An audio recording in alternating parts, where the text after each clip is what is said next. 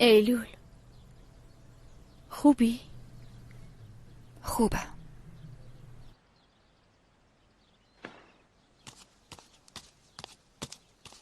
آخه این چه وضعشه؟ تمام توالتو گرفتن. فقط یکیش کار میکنه که اونم جبره خانم رفته بیرون نمیاد. سوگل خیلی تحت فشارم.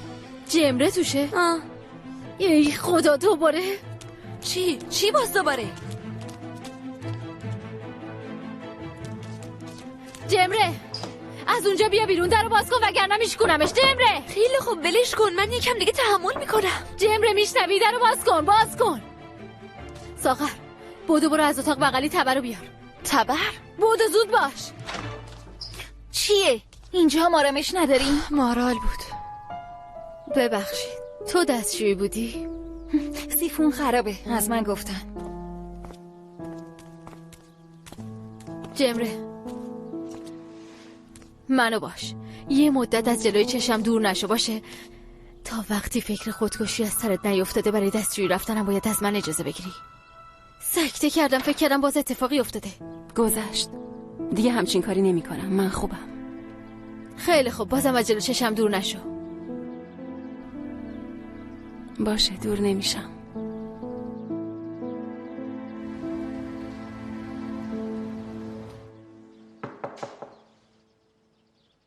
بیا تو.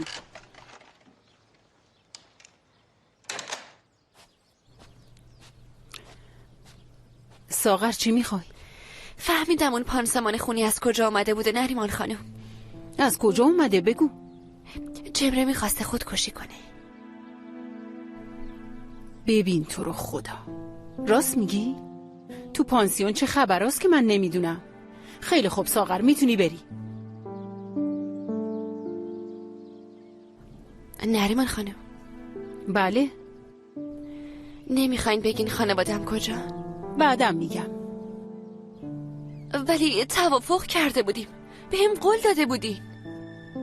چه توافقی دخترم؟ من از سر لطف بهت میگم. اول خودتو بهم ثابت کن، اعتمادمو جلب کن. تازه اول راهی، حالا برو بیرون.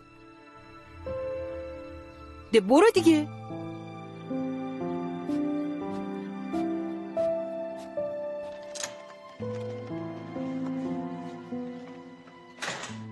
برای چی داری قهرمان بازی در میاری کمال؟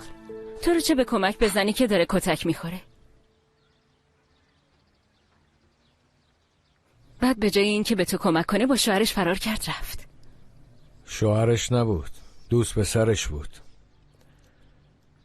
یعنی احتمالاً همینطور بوده، آخه خیلی جوان بودن. هرچی، بازم نباید دخالت میکردی. خیلی خوب خانم، حالا اینقدر کشش نده. اومدم خوبی کنم دیگه، این شد دیگه. تو رو خدا دیگه تو این مسائل دخالت نکن. اگه بلایی سرت میومد چی؟ اون وقت ما چی کار میکردیم؟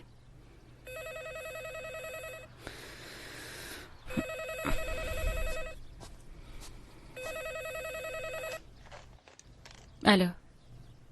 تو خونه همه چی رو به راهه، مشکلی که نیست نه؟ ایلول دخترم بهت الهام شده. اما کمالتو با چاقو زدن.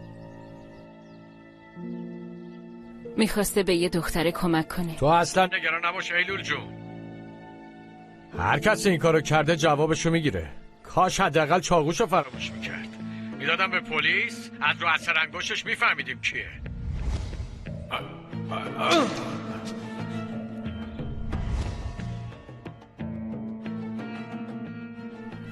باید برم، بقیه تو نوبته.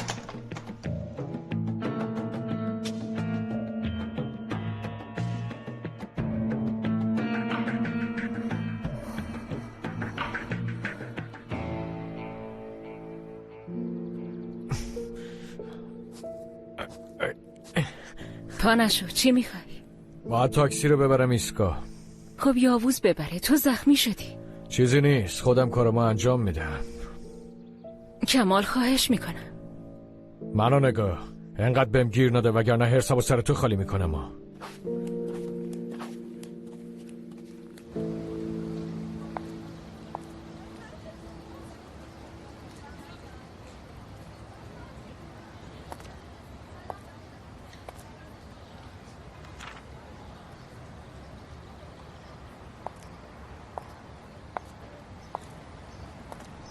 دخترم چی داری میخونی؟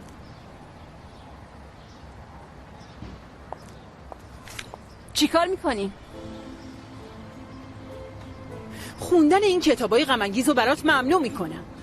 چرا؟ به چه حقی؟ من مسئول این پانسیونم دخترم. اگه بلایی سر یکیتون بیاد دولت از من جواب میخواد. زیر نظارت من کسی حق نداره خودشو بکشه. من سابقه خودم رو خراب نمی کنم. دیگه همچین اتفاقی اینجا نمیفته.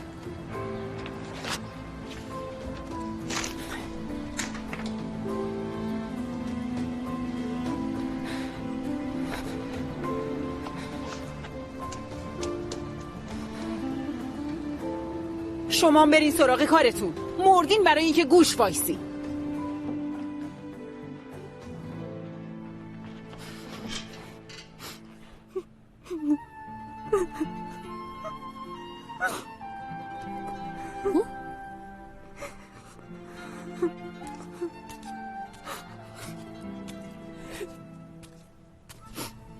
جمره، چرا داری گریه میکنی؟ دست از سرم بردار سوگل. باز چی شده؟ وقتی یه لطفی میکنی پیش خودت نگهش دار. نه بابا، من چیو پیش خودم نگه نداشتم؟ به نریمان خانم گفتی که من میخواستم خودکشی کنم. جلو همه سرم داد زد. باور کن من نگفتم. پس کی گفته؟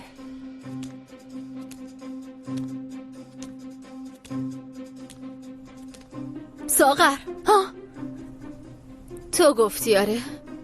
نه، من که میگم همش زیر سر توی. میدونم که رفته چه قالی کردی. من میکشم تا حساب تو میرسم. دختر این فضول بس کنی کاراتو. عقب افتاده. چتونه؟ چی شده؟ باز دارین سر چی دعوا میکنی؟ این عقب افتاده. جمره بگم همه این خوابگاه میدونن. این عقب افتاده بوده رفته به نریمان خانم گفته جمره میخواسته خودکشی کنه. نفهمیدم. جمره راست میگه؟ آره.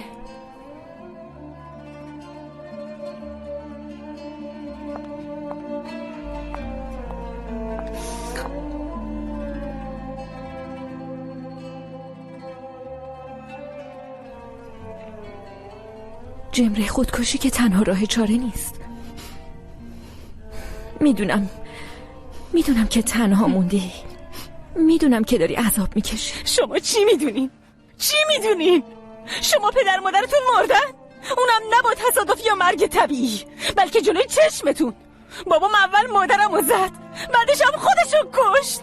من دیگه هیچ وقت اونا رو نمیبینم. من دیگه پدر مادری ندارم. اون وقت شما دارین چی میگی؟ هرچی باشه مردن. مال ما که ما رو آوردن گذاشتن اینجا چیه؟ یعنی از این دردناکتره؟ ولی یه روز میان دنبالمون. نگران نباشی. کی قراره بیان؟ عقب مونده. سوگل، ببخشید فریده خانم. خب میگی چی کار کنیم؟ راستش منم این اواخر خیلی خوب نیستم. بیا با هم همه خودکشی کنیم. اصلا بیا این همگی بریم پشت بوم، خودمون رو پرت کنیم پایین، خیالمون راحت شه. راه حلش اینه. شما مشکلتون چیه؟ نامزدم و با یه زن دیگه دیدم. اوه، تو رخت خواب؟ آره تو رخت خواب. جون میدی واسه این مسخره بازیه. بس دیگه.